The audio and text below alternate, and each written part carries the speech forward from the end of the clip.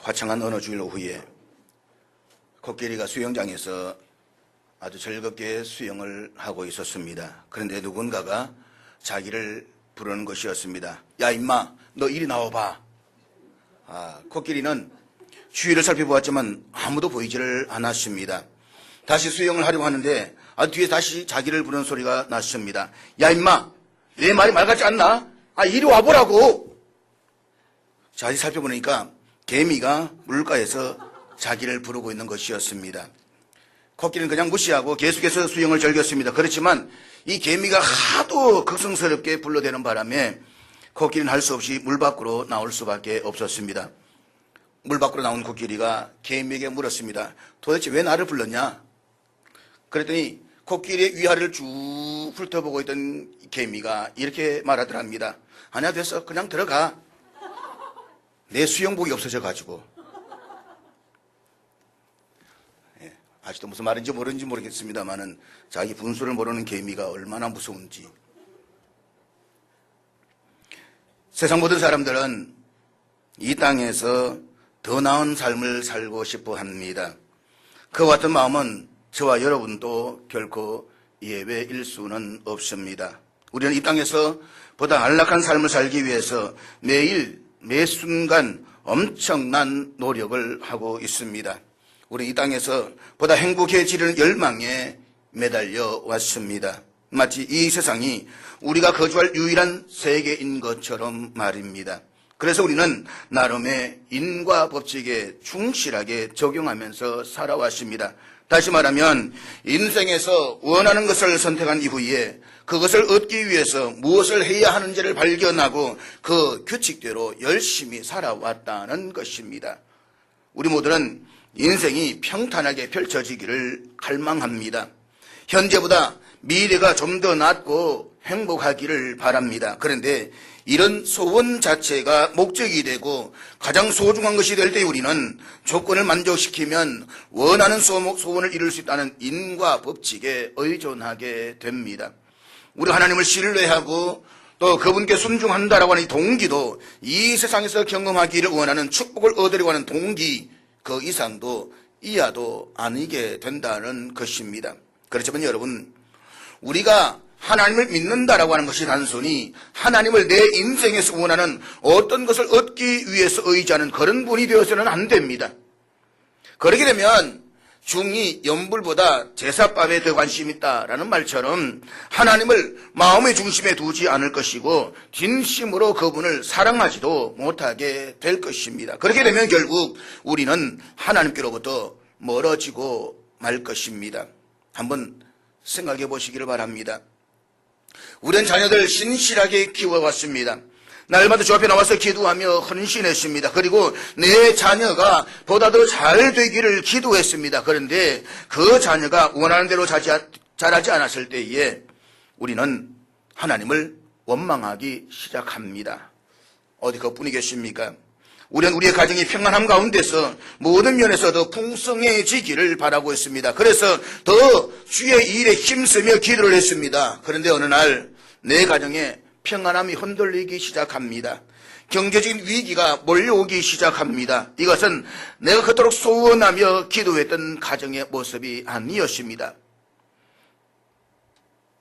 내 가정이 이런 위기에 처하게 될 것이라고는 상상도 못했습니다.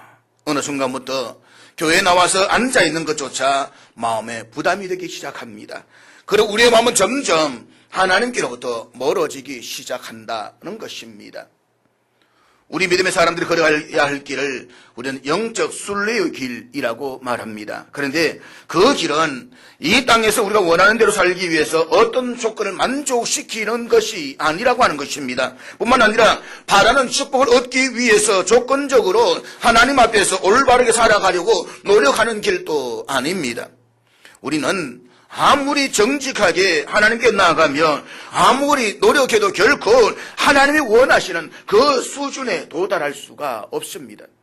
그리고 우리가 계속해서 걸어가야 할 영적 순리의 길은 결코 이것을 행하면 저것을 얻게 된다라고 하는 인과 법칙이 적용되는 것이 아니라고 하는 것입니다. 영적 순리의 길에서 우리가 누리게 될 결과는 풍성한 축복일 수도 있고 그렇지 않을 수도 있습니다. 푸른 초장 쉴만한 물가일 수도 있고 메마른 사막과 거친 들판일 수도 있습니다. 뿐만 아니라 하나님은 우리가 더 나은 삶을 추구할 수 있도록 덜 주시거나 아예 주시지 않을 수도 있습니다. 천국에 갈 때까지 말입니다. 그렇지만 우리 이 땅에서 보다 더 나은 삶을 사는 것이 무엇인가를 바로 알아야만 합니다. 그것은 우리의 구원자이신 예수님을 만나고 하나님과 친밀함을 누리는 것이 보다 나은 삶의 토대가 된다는 사실을 우리가 깨달아 알아가는 것입니다. 기억하십시오. 하나님 이외에 그 무엇도 내 영혼을 만족시킬 수가 없습니다. 그리고 하나님을 떠난 그 영혼은 공허함으로 방황하고 말 것입니다. 그 공허함은 결국 절제할 수 없는 욕심과 타락으로 유혹해 갈 것입니다. 그것이 바로 젊은 시절 어거스틴의 삶이었습니다. 하나님을 떠났던 젊은 시절의 어거스틴은 그 영혼의 공허함을 채울 수가 없었습니다. 그래서 만이교에 빠져서 열심히 섬겨 보았습니다. 그 공허함은 그를 절제할 수 없는 성적 쾌락으로 유혹을 했습니다. 영혼 깊은 곳에서 밀려오는 공허함을 채우기 위해서, 그리고 더 많은 돈과 명예와 정욕을 채우기 위해서 그는 어머니 몰래 고향을 떠나서 로마로 가게 됩니다. 그렇지만 그는 로마에서 인격적으로나 신앙적으로 훌륭한 암브로시우스를 만나면서부터 삶이 변화되기 시작을 합니다. 그리고 예수님을 만나고 하나님과 친밀함을 누리는 것이 세상의 그 무엇보다도 비교할 수 없는 더 좋은 것임을 깨닫기 시작합니다. 그런 돈과 명예와 정욕이 주는 기쁨보다 하나님과의 관계에서 오는 더 큰 기쁨을 발견하게 되는 것입니다. 그래서 후에 그는 고향 히포로 돌아와서 자신의 모든 시설을 다 정리해 처분하고 소문을 만들게 되는 것입니다. 왜요? 하나님과의 관계에서 오는 기쁨이야말로 그 무엇과도 비교할 수 없는 것을 깨달았기 때문입니다. 이 어거스틴이 인생을 말년에 두 도시에 사는 사람에 관한 글을 썼습니다. 내용이 이것입니다. 한 도시에는 육체를 따라 사는 사람들이 살고 다른 도시에는 성령을 따라 사는 사람들이 산다. 그들은 각각 자기 나름대로의 평안의 방식을 선택한다. 그리고 그들이 원하는 것을 얻었을 때에 자기가 선택한 평안을 누리며 산다. 그렇습니다. 육체를 따라 사는 삶에도 나름의 평안이 있습니다.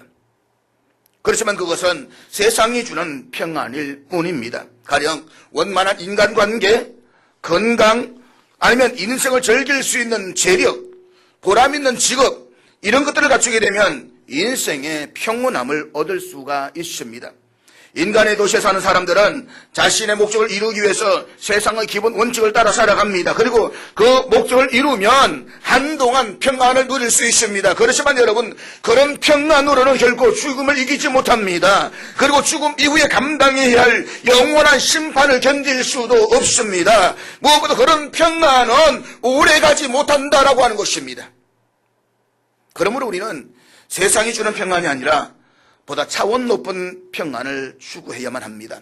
이 땅에서의 평안만이 아니라 영원한 세계에서의 평안, 잠시 있을 평안이 아니라 어떤 환경 속에서도 흔들리지 않을 그 차원 높은 평안을 추구해야만 합니다. 바로 예수님이 주시는 평안 말입니다. 그래서 요한복음 17장 27절 말씀, 14장 27절 말씀 보면 예수님 이 평안에 대해서 이렇게 말씀하고 있습니다. 우리 같이 읽겠습니다. 시작.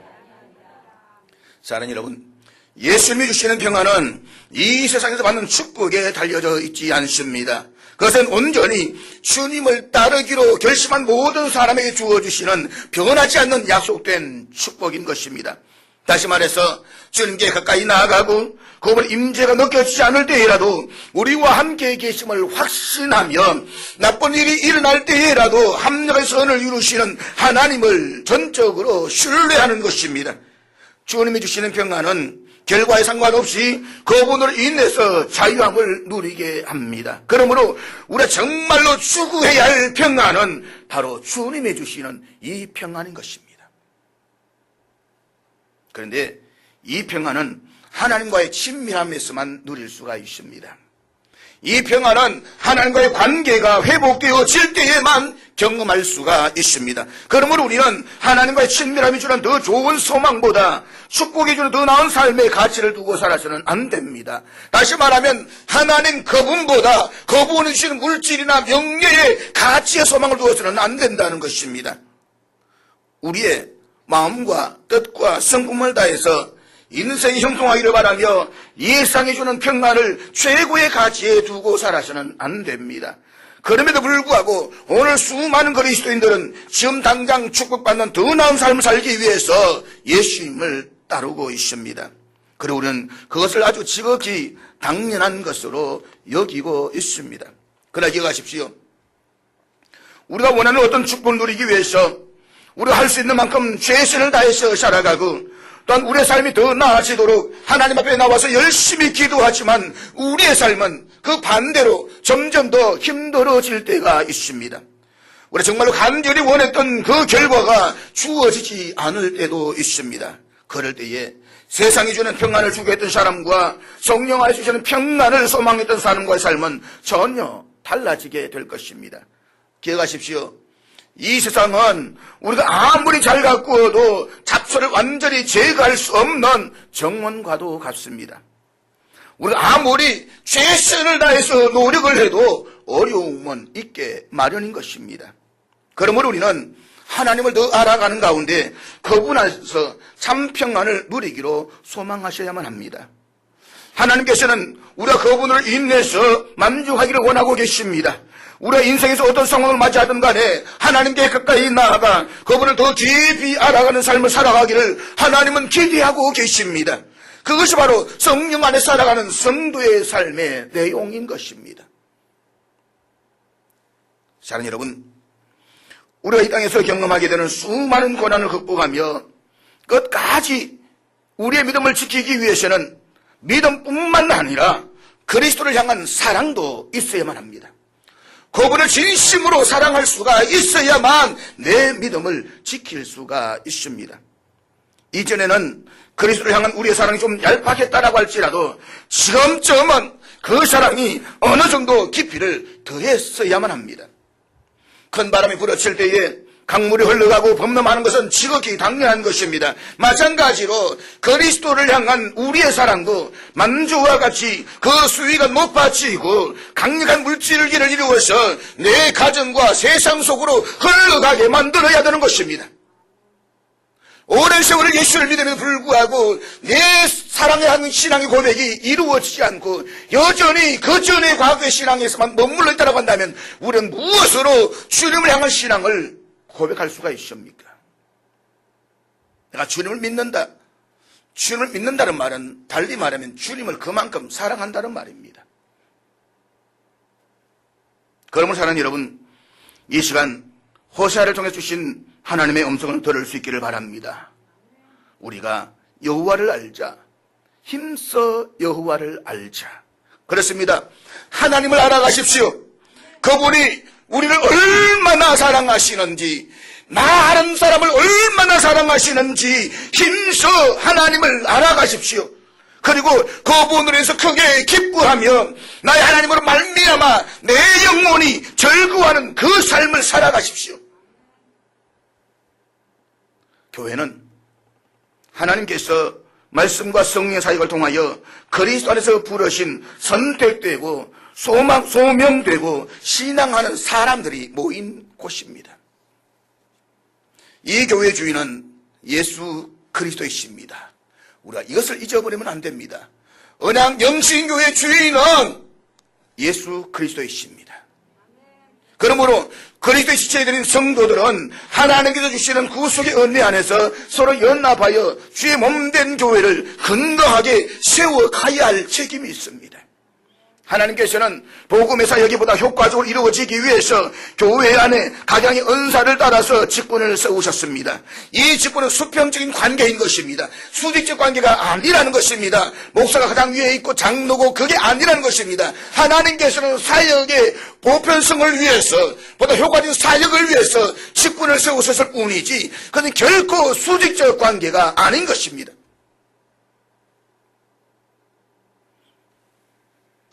따라서 우리 모두는 하나님의 사역에 함께 부르심을 받은 동력자들의 사실을 결코 잊어버려서는 안 됩니다. 지난 주일 우리는 바울과 함께했던 동력자들에 대해서 살펴보았습니다. 바울이 온 세계로 돌아다니면서 복음을 전하는 가운데 바울이 될 수 있었던 그 중요한 이유는 마지막 순간까지 그와 함께했던 동력자들이 있었기 때문이었습니다. 우리는 지난 주일에 살펴보았던 바울의 동력자들 가운데 에바브라와 마가가 있었다는 것을 기억했습니다. 오늘 우리 계속해서 본문을 중심으로 해서 바울과 함께했던 동력자들에 대해서 살펴보려고 합니다. 세 번째로 아리스다고라는 사람입니다. 사도행전 19장 29절 말씀 보면 그는 마게도냐 출신의 사람입니다. 더 정확하게 이야기해서 20장 4절 말씀에 의하면 그는 데살로니가 지역의 사람입니다.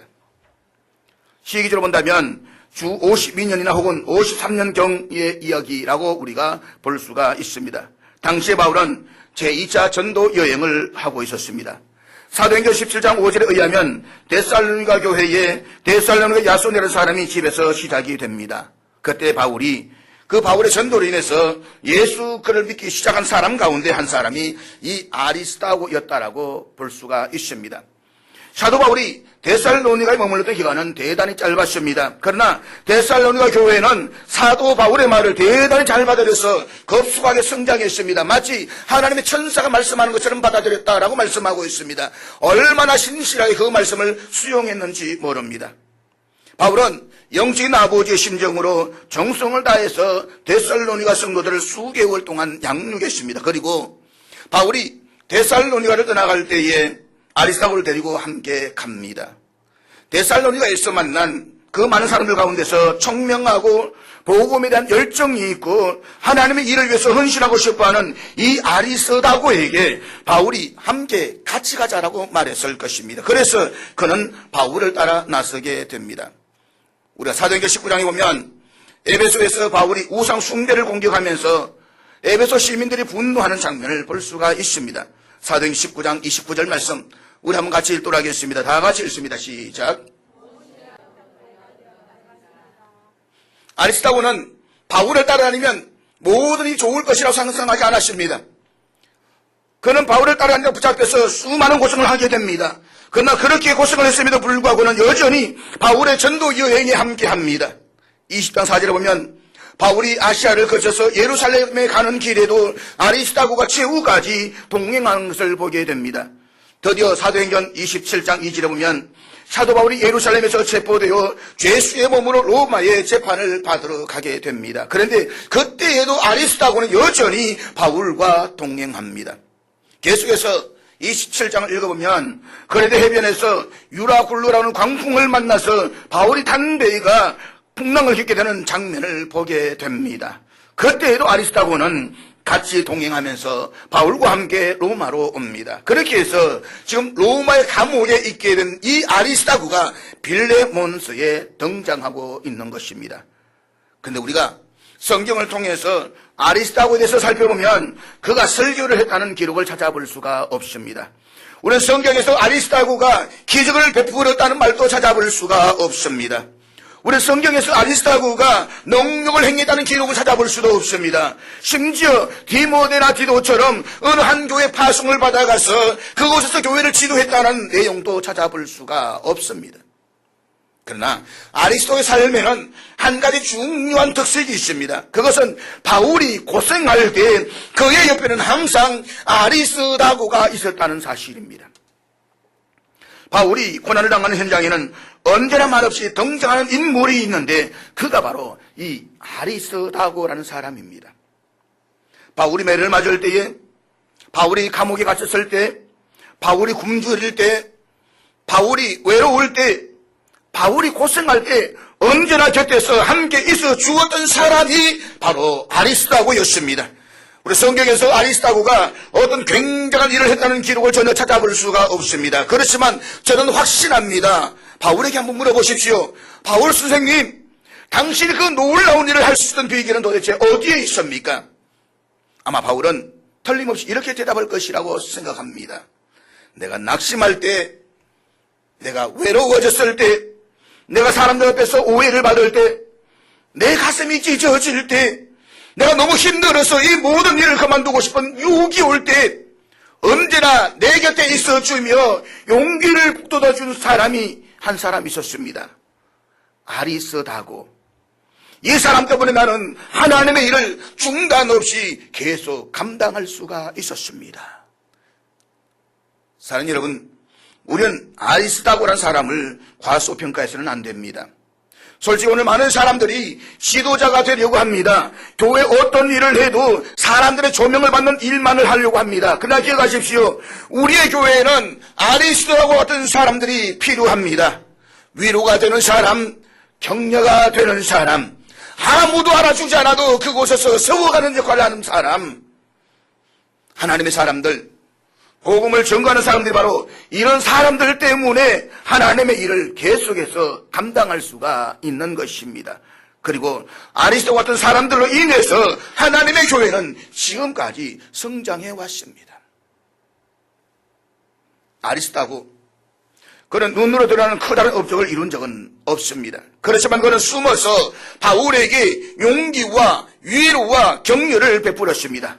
그는 어떤 사람들처럼 화려하게 조명을 받아본 적이 없습니다. 그렇지만 그는 보이지 않는 곳에서 바울이 힘들고 외로울 때에 그의 곁에서 기쁨을 주려고 했습니다. 그런 의미에서 저는 아리스다고를 마중물과 같은 사람이라고 표현하고 싶습니다.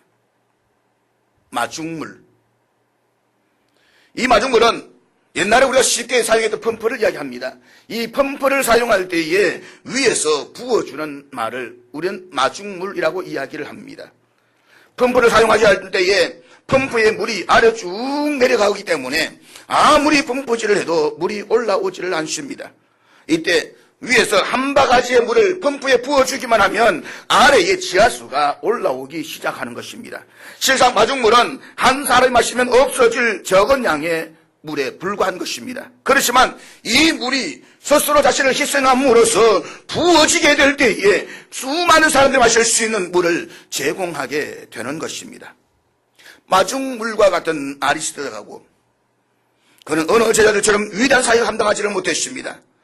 어느 한 교회에서 목회자로 사역을 감당하지도 못했습니다. 그렇지만 바울이 외롭고 힘들 때에 언제나 그의 곁에 있어 주면서 용기와 위로와 격려가 되었던 사람이었습니다.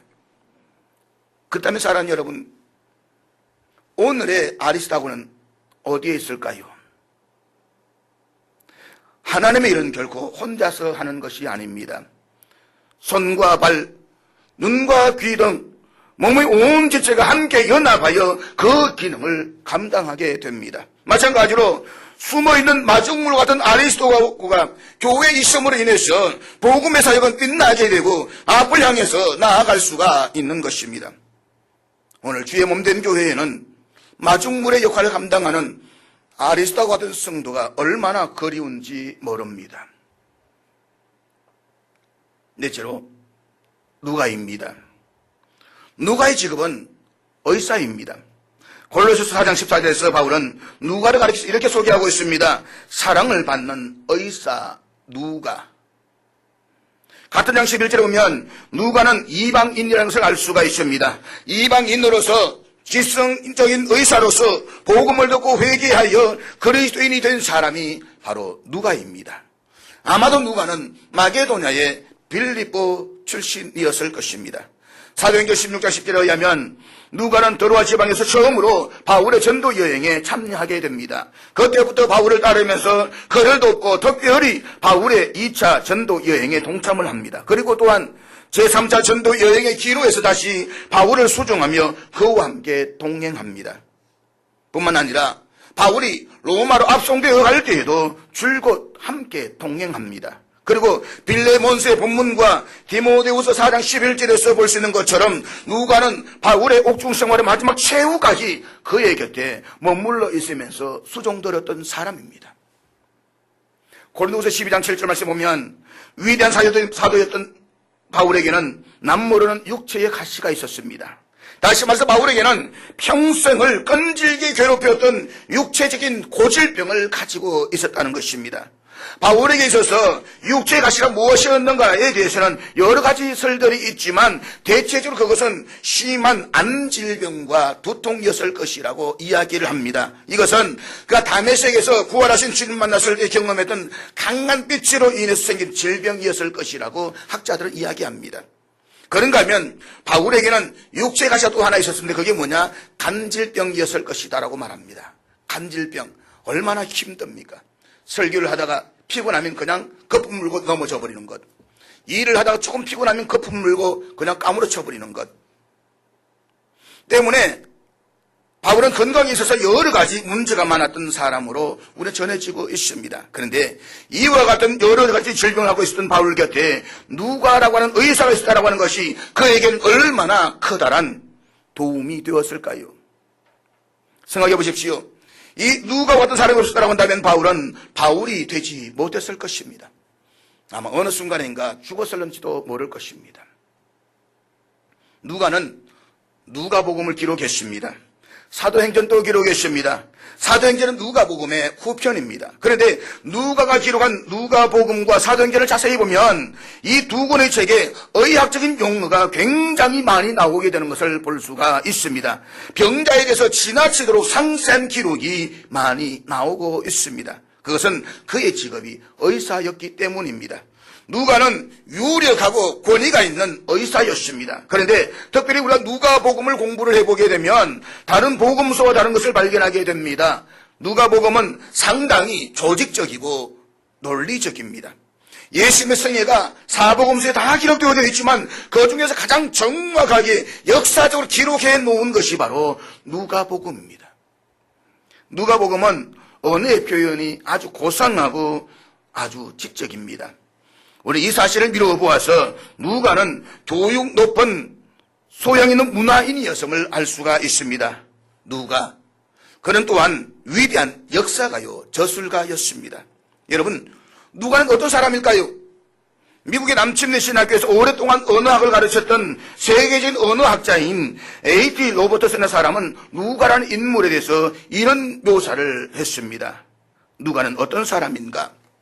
그는 헬라인이며 그리스도인, 바울과 데오빌로의 친구, 바울의 주치의, 설교가, 문필가, 가난한 자의 친구, 여자들과 어린 아이들의 벗, 어인과 죄인들의 친구, 역사가, 시인, 신비적이며 음악적 소양이 있는 문화인, 신앙 있는 휴머니스트, 땅과 바다를 즐기는 여행가, 성경학도이며 의료 선교사, 과학과 신학적 지식을 겸비한 사람, 베드로와 바울의 인물사가, 무엇보다도 그리스도와 바울의 연인이며 해설자, 그리고 믿음과 기도의 사람. 누가는 이런 찬사를 받기에 합당한 그토록 아름다운 인물입니다. 이 다재다능한 지성인이 바울의 곁에 있으면서 바울의 사역에서 얼마나 커다란 도움이 되었을까라고 하는 것은 상상하기에 그렇게 어렵지는 않습니다. 갈라디아서 4장 13절 말씀 보면 바울은 육체의 약함을 고백하고 있습니다. 우리는 육체의 가시가 얼마나 바울을 괴롭혔는지를 짐작할 수가 있습니다. 이런 병약한 바울에게 유력한 누가가 곁에 동행하고 있다는 사실은 바울의 전대 여행 중에서 얼마나 커다란 힘이요 위로가 되었을까요? 바울의 제2차 옥중 생활 중에서 최후의 마지막 시간이 가까이 왔을 때에 디모데후서 4장 11절에서 바울은 이렇게 말씀하고 있습니다. 누가만 나와 함께 있느니라. 오늘 본문의 말씀 보면 데마라는 사람이 나옵니다.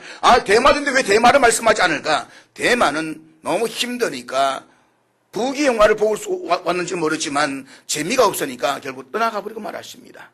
이래저래 다 떠나가지만 끝까지 남아있던 사람, 그가 바로 누가였다는 것입니다.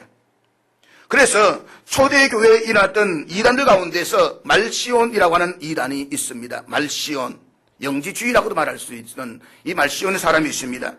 이 사람은 구약의 하나님과 신약의 하나님이 다르다라고 이야기를 합니다. 구약의 하나님은 정의의 하나님이 공의의 하나님이시다. 신약의 하나님은 사랑의 하나님이시다. 그러므로 구약 성경을 빼버리고 온전히 신약 성경 가운데서도 바울 서신과 누가복음만 인정해야 된다라고 주장했던 사람이 말시온입니다. 그런데 다시 말하면 이 말시온은 우리는 바울주의자라고 이야기할 수 있습니다. 그런데 이 말시온이 바울 서신이 아닌 누가복음을 인정했던 이유가 무엇일까요? 이유는 간단합니다. 바울을 배신하지 않고 끝까지 바울 곁에 있던 사람이 누구냐? 누가였기 때문이라는 겁니다. 그런 점에서 누가는 참으로 의리가 있는 사람이었습니다. 의리, 김보성 씨가 아니고 말입니다. 의리가 있는 사람. 요즘 의리 없는 사람들이 얼마나 많이 있습니까? 신앙생활 하지만 예수 믿는다라고 말하지만 믿지 않는 사람보다 의리를 저버린 인간들이 얼마나 많이 있습니까? 모든 사람들이 외로운 사도를 버리고 뿔뿔이 도망갈 때에도 누가는 끝까지 바울의 병상을 지켰습니다. 그리고 그를 도우면서 함께 복음의 사역에 동참해 주었습니다. 그래서 바울이 그를 가리켜서 사랑하는 나의 의원 누가라고 말하고 있는 것은 결코 지나친 표현은 아닌 것입니다. 누가복음과 사도행전에서 누가는 결코 자기 자랑을 한 번도 하지 않았습니다. 이 겸손하고 실력 있는 이방인의 지식인, 그러면서도 의리의 사람, 이런 누가 때문에 바울은 하나님의 일을 훌륭하게 감당할 수가 있었던 것입니다. 바울과 함께 했던 동역자를 살펴보면서 마지막으로 꼭 기억하고 싶은 성경 한 구절을 소개하고자 합니다. 에베소 4장 11절 12절 말씀 우리 다 같이 읽도록 하겠습니다. 같이 읽습니다. 시작.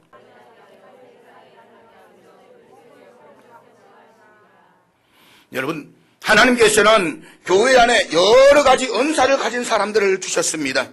하나님께서는 여러 가지 은사를 가진 사람들이 모여서 교회 안에 있는 모든 성도들 한 사람 한 사람의 믿음이 온전하게 세워지기를 원하고 계십니다. 또한 봉사의 일을 하게 하십니다. 그래서 든든하게 교회 그리스도의 몸을 세워가기를 원하고 계십니다. 그러므로 교회 안에서 다양한 각 지체들은 사랑 안에서 서로 연합하며 주님의 인격을 닮아가는 데에 이르기까지 자라가야만 합니다. 사랑하는 여러분, 몸에 분쟁이 한번 일어나 보십시오. 손과 발의 싸움이 시작이 됩니다. 눈과 입의 다툼이 일어나기 시작을 합니다. 어떻게 될까요?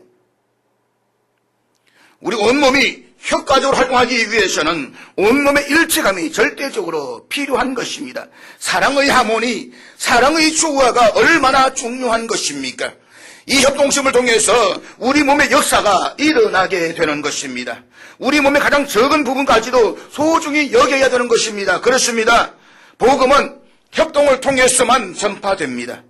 우리의 협동이 와야 될 때에 교회는 선교의 사명을 감당할 수가 없는 것입니다. 우리는 이 사실을 잊어버려서는 안 되는 것입니다. 그래서 주님께서는 요한복음 17장 21절에서 이렇게 기도하고 있는 것을 볼 수가 있습니다. 우리 같이 읽겠습니다. 이 말씀은 예수님께서 십자가에 못 박히시기 전 대제사장으로서 교회와 성도들을 위해서 한 기도의 내용인 것입니다. 우리 주님이 간절히 바라시는 것이 무엇입니까? 교회의 하나됨입니다. 그럼 오늘 교회는 얼마나 하나가 되지 못하고 있습니까? 하나된 교회의 정거를 통해서만 선교는 밖을 향해서 나아갈 수가 있습니다. 이 비전을 이루기 위해서 하나님 나라의 확장을 위해서 우리는 하나가 될 수 있을까요?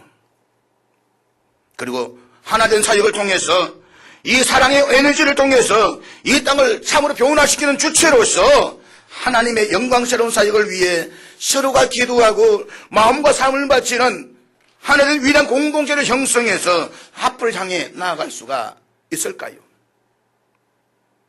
이 영광스러운 부르심 앞에 당신의 참여를, 당신의 헌신과 사랑을, 그리고 기도와 애정을 요청하고자 합니다. 그래서 이 빌레모스를 통해서 주시는 메시지는 오늘을 살아가는 저와 여러분에게 서로 마음을 같이하여 연합함으로써 이렇게 증거하라고 오늘 우리에게 도전하고 있는 것입니다. 기도하시겠습니다.